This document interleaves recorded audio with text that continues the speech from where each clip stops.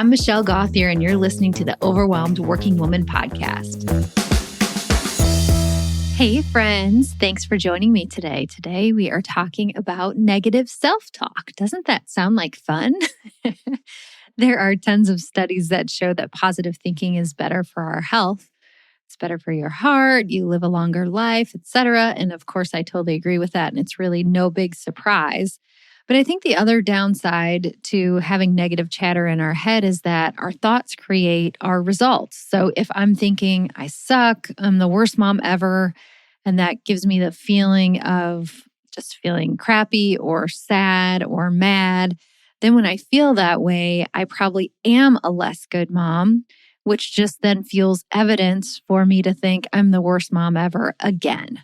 So not only is it bad for your health, your heart, all those things to have negative chatter in your head, but also you are creating different results in your life than you would if you had positive self-talk. So if you're thinking, well, that's great, I don't want to have those negative self-talk in my head, how do I get it out? That is exactly what I'm going to teach you today.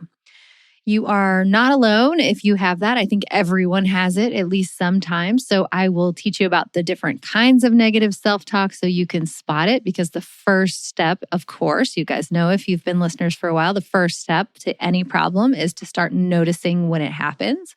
So we're going to look at the types of negative self-talk so you can spot and identify it.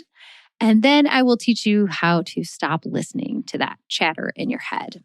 Today is the day that group coaching registration opens. Well, as long as you're listening to this on the day that it comes out. If you're wondering what in the world is group coaching and how does this work, I'm just going to take a second to tell you what it's all about. And actually, the lesson that I'm going to teach you today is related to some of the things that we're going to be studying in group coaching. So you'll get a little bit of an idea what we'll be doing. First of all, it's a 3-month program, and over the course of the program, we'll work on solving whatever problem you choose. So maybe the biggest problem in your life is you're sick of your job and you hate your boss and you just really want to solve that issue. Or maybe you never do anything fun anymore and you have no social life and you really want to work on that. Or maybe you're going through or considering a divorce. Or maybe all the negative talk in your head is holding you back, keeping you stuck. Whatever it is, and I'll help you identify and get really specific about that problem. You'll spend 3 months working on it. And every week you'll get access to that week's module, which is a set of videos, and you'll learn a new concept or maybe 2 concepts depending on the week. So the lesson that I'm teaching you today about negative self-talk is an actual lesson from the program. So you're getting an example here today in this podcast. But beyond the lesson that you'll hear today, in group coaching, you'll then apply that lesson to your own life using the worksheets in your workbook. I'm super excited about the workbook, actually. I love being able to write things down, and I love journaling, and I love having one place to work through a whole entire problem. And plus, it's so pretty, and it corresponds with all of the videos, so you can just watch the videos, take notes, apply it to your life very easily. So once you've done that, then you'll have a 1-hour live group coaching session with me and the rest of the women in the small group. Anyone can ask questions or ask for coaching. So let's just say the lesson is about what I'm teaching you today, negative self-talk, and you take the time to watch the video, you journal about it, you answer all the questions in your workbook, but you still aren't clear on something, or there's a place where you feel like negativity is still sticking in your life, you'd ask for coaching. I will coach you. And this will basically ensure that you never get stuck or stop making progress. Because a lot of times when we try to do self-help type things on our own and we read a book or we watch videos or whatever, it's really hard to stick with it, because when you get stuck, it's hard to know what to do next. So the group coaching aspect of it will prevent that from happening. If you've been in a group of intentional women who are working toward a similar goal, which I have had the good fortune to do, you know the power of that situation. And that's why I really wanted to create this group. So if you want to do it, if you're interested, and I hope you do, sign up right now today. I am intentionally keeping it to a small group size. And when it's full, it's full. So if this is calling to you, click the link in the show notes and sign up. And if you sign up today, you will also get the early bird discount, which is $200 off the regular price. Okay, now let's get back to today's lesson. So I mentioned that there are different types or different categories of negative thinking. And I want to go over just the top 3 that I most often see with my clients with you so that as you're starting to notice your own thinking and your own negative thought patterns, you can identify, oh, I see what I'm doing here. I'm doing personalizing, which is the first one. So personalizing is a type of negative self-talk where you blame yourself for everything that goes wrong. So if you have plans with your girlfriends, for example, and they cancel, your brain automatically says, oh, they canceled because they don't want to be around me. So you make the problem, whatever the problem is, about yourself and take blame for it. I notice that I do this a lot when it comes to my kids. I can remember my son broke his arm a couple of years ago. I wasn't even with him. He was at the park with his cousins and his grandparents. But I immediately thought, oh, this is totally my fault. I screwed this up because when he ran out the door to the park, I thought he shouldn't have on Crocs. He should have on tennis shoes. And I was like, this is all me. If I had stopped and put his tennis shoes on, he wouldn't have a broken arm right now. So something negative happened, which was that my son fell on the playground and broke his arm. And what I did was attribute it to myself. So that one is personalizing. The next type of negative thinking is called catastrophizing. It's a hard word to say, by the way. When you catastrophize, you take one small thing and automatically anticipate the worst case scenario. This one totally makes me think of my father-in-law. Well, I guess he's my ex-father-in-law now, but I still love him just the same. But we'd be watching football. We would watch Mizzou football because we're from Missouri. And it would be like 2 minutes into the game. And if the opposing team scored, he would always say, it's all over but the crying. Like the game was automatically lost, even though there were still like 50 minutes of play remaining and the other team scored 1 touchdown. So another example is if you're on your way to work and it starts pouring and you don't have an umbrella and you have to run into work and get wet and you think, of course, this happened to me. Now my entire day is ruined. So what really might have gotten ruined is like, I don't know, your hair got wet or you were, had 1 or 2 minutes of discomfort as you ran into the rain, but that does not mean that your entire day is going to be bad. So catastrophizing is when you take one small thing and with negative thinking, project worst case scenario. The third type is called filtering. Filtering is essentially filtering out all the good things that happen and really just focusing in on the bad. So let's say you have an amazing Saturday planned with your best friend where you're meeting for coffee and getting manicures and going shopping.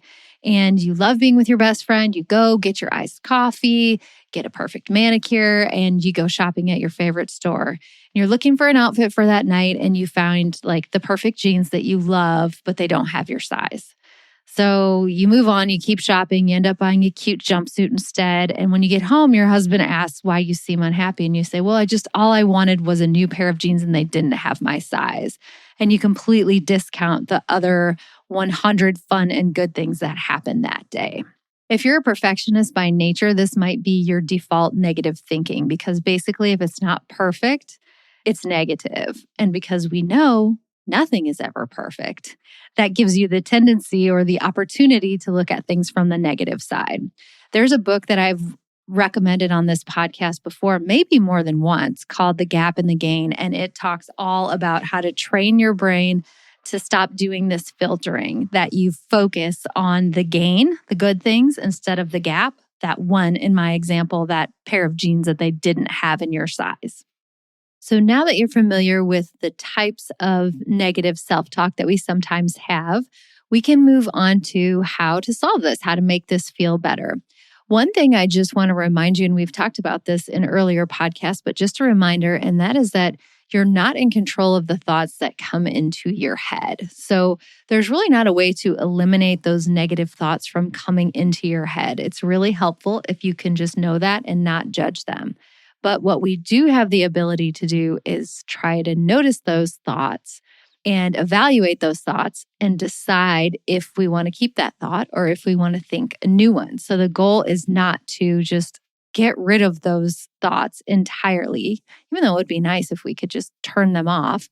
But we can't do that. So instead, what we want to do is just be able to notice them, evaluate if they're true, and then choose a new thought. So I'm going to teach you this method called the 3 C's that you can use to do just that. So there are 3 steps to turning around negative thinking. And they all start with a C. So hopefully it'll be easy to remember. I'm just going to run through them at a high level now, and then I'll explain each one in detail. So the first one is to catch the thought. And what that means is catch the negative thought that you've just had.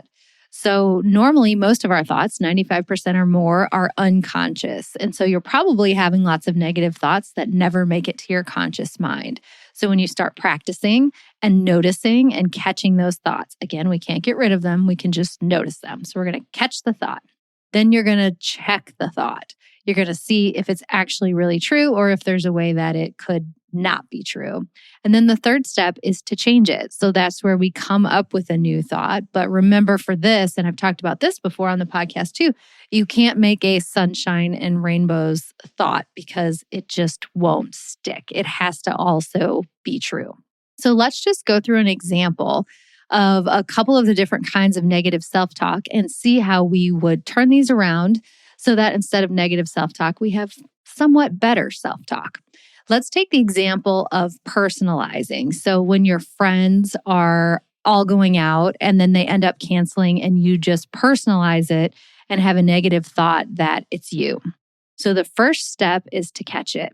The way to catch a thought, especially if it's usually unconscious, is to be very in touch with how you feel. So for example, when I think about getting a text from I'm just picturing like my best 4 college best friends, if all of a sudden everyone's texting like, I don't feel like it, I don't want to do it tonight, and I noticed that I felt down, immediately as I'm describing this to you, I feel like a heaviness in my shoulders, and my shoulders are kind of rounding. So when you notice that you're feeling a feeling like disappointment or stress or anxiety, just pause and try to catch the thought that caused that feeling.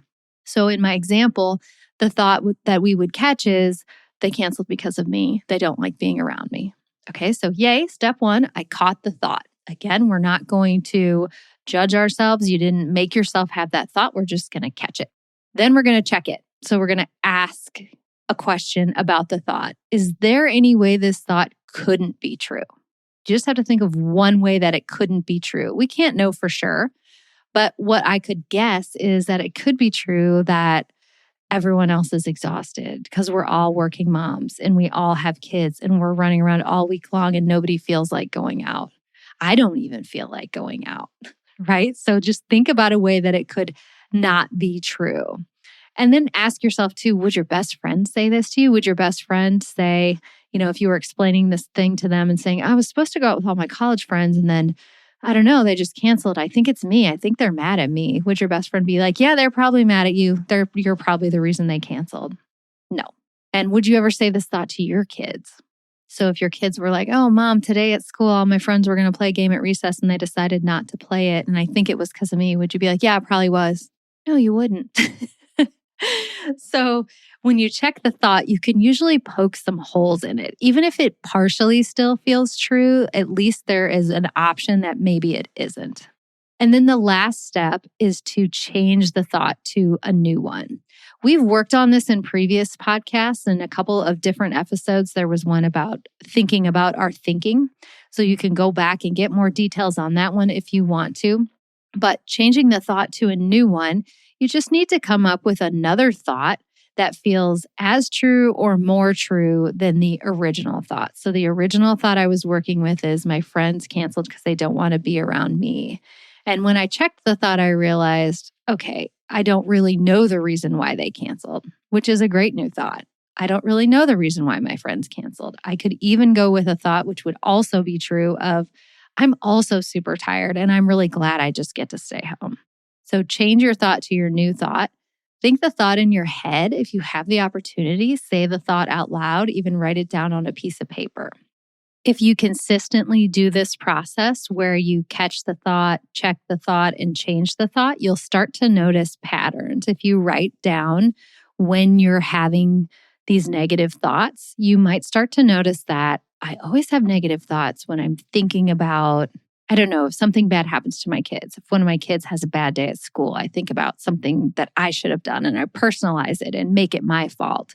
And once you start to notice those, You don't have to think negatively about that. You can think, great, I understand and I know, so that when one of my kids does come home and tell me, oh, I had a really bad day at school today, I know that I will probably have a thought of what could I have done differently. And that's okay. And just knowing proactively that that's a place where I might have a negative thought and be prepared to catch it and check it and change it. And the more you do that and the more you look at it with an open, non-judgmental mind and change your thoughts, you will start to see those negative thought patterns shaking loose, and you will have those negative thoughts less often. And eventually you can really get rid of that pattern. Like I said, we can't get rid of every negative thought that comes into our head, but with practice, we can start to have more positive thoughts. So back to what I was talking about at the beginning, which is the group coaching that opened today. That lesson that I just gave you is one of the lessons from the coaching program. And if you were in the coaching program, what you would do now is you would turn to the worksheet pages about this topic. You would journal about where you think you have negative thoughts, and you would spend the rest of the week jotting down in the form in the workbook when you're having those thoughts, how you're feeling about it, what the thoughts are, what situations. And then you would come to group coaching on Friday and you would tell me what you found, talk to me about anywhere you're stuck. I would coach you, help you continue to keep moving on your journey to have more positive thoughts. And then you would go from there to the next week's lesson. So that's in general how it will work for the group coaching. I'm super excited about this coaching program. I feel like it has such amazing content and that you will definitely be able to solve whatever problem you're having in your life right now that feels really hard to even approach. So today is the day. Sign up. The link is in the show notes. Other than that, thank you so much for listening to the podcast. Thanks as always. Every time I run into someone somewhere, they'll say, oh, I forwarded your podcast on to someone else, or now the girl who cuts my hair listens to your podcast or whatever. So thank you so much for continuing to talk about it and pass on your suggestion that people listen to it. I really appreciate you guys. Okay, have a great week. Talk to you soon. Thank you for listening to the Overwhelmed Working Woman podcast. If you want to learn more about my work, head over to my website at michellegauthier.com. See you next week.